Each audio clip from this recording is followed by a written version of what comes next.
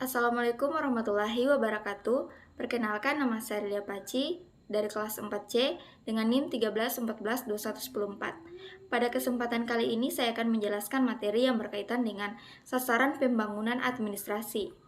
Langsung saja, yang pertama ada hakikat sasaran administrasi pembangunan. Administrasi pembangunan adalah bidang studi yang mempelajari sistem administrasi negara di negara yang sedang membangun, serta upaya untuk meningkatkan kemampuannya.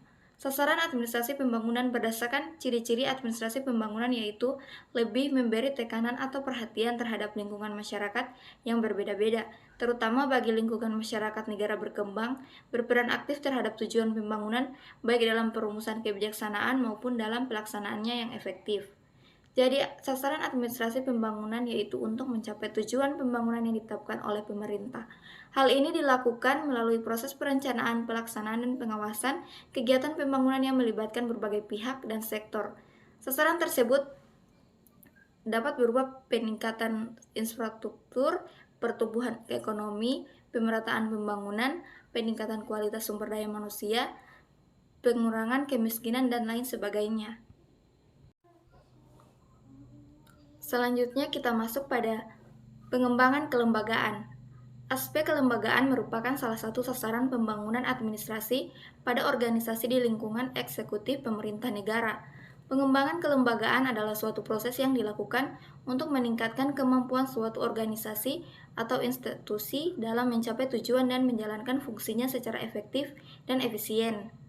Kegiatan pengembangan kelembagaan memiliki tujuan untuk memastikan bahwa lembaga tersebut mampu mencapai misi dan tujuannya dengan lebih baik, serta memberikan pelayanan yang lebih baik kepada masyarakat atau pelanggan. Hal-hal yang berhubungan dengan pengembangan kelembagaan adalah: yang pertama, prinsip-prinsip organisasi. Titik tolak untuk mencapai sasaran pembangunan administrasi dapat dilihat dari aspek kelembagaan, yaitu pemahaman tentang prinsip-prinsip organisasi dan penerapannya. Yang kedua, ada pentingnya pendekatan kesisteman.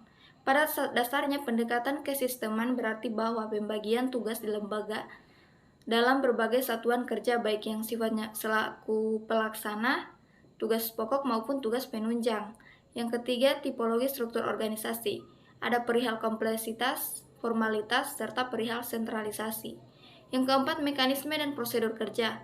Mekanisme prosedur kerja adalah dua konsep yang terikat erat dalam konteks operasi bisnis dan organisasi.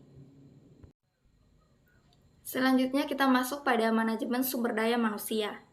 Manajemen sumber daya manusia merupakan salah satu bidang dari manajemen yang umum, meliputi segi-segi perencanaan, pengorganisasian, pelaksanaan, dan pengendalian. Manajemen sumber daya manusia atau SDM adalah suatu pendekatan strategis untuk mengelola tenaga kerja dalam organisasi. Dalam konteks administrasi pembangunan, manajemen atau SDM menjadi sangat penting karena faktor manusia merupakan salah satu faktor yang sangat menentukan keberhasilan suatu proyek atau program pembangunan. Adapun tanggung jawab utama manajer sumber daya manusia yaitu: yang pertama, perencanaan sumber daya manusia, perekrutan dan penyeleksi, pengembangan tenaga kerja, memberikan kompensasi dan tunjangan, dan yang terakhir, pemberhentian karyawan. Selanjutnya, pengembangan kemampuan. Kemampuan adalah sifat lahir dan dipelajari yang memungkinkan seseorang dapat menyeleksi pekerjaan.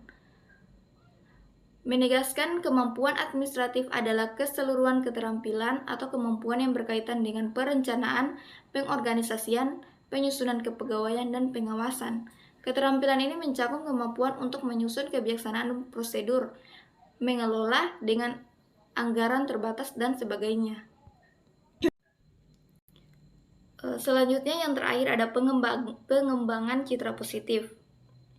Definisi citra dalam konteks humas diartikan sebagai kesan, gambaran, atau impresi yang tepat sesuai dengan kenyataan atas sosok, keberadaan, berbagai kebijakan, personal, atau jasa suatu organisasi atau perusahaan. Terdapat 4 komponen pembentuk citra, yaitu persepsi, kognisi, motivasi, dan sikap. Pengembangan citra positif adalah proses membangun persepsi positif terhadap suatu individu, merek, atau organisasi. Oleh karena itu, Pengembangan citra positif dalam administrasi pembangunan sangat penting karena dapat memperkuat dukungan masyarakat terhadap program atau proyek pembangunan yang sedang dilaksanakan. Baik, sekian penjelasan materi dari saya. Mohon maaf atas kekurangannya dan terima kasih untuk perhatiannya. Wassalamualaikum warahmatullahi wabarakatuh.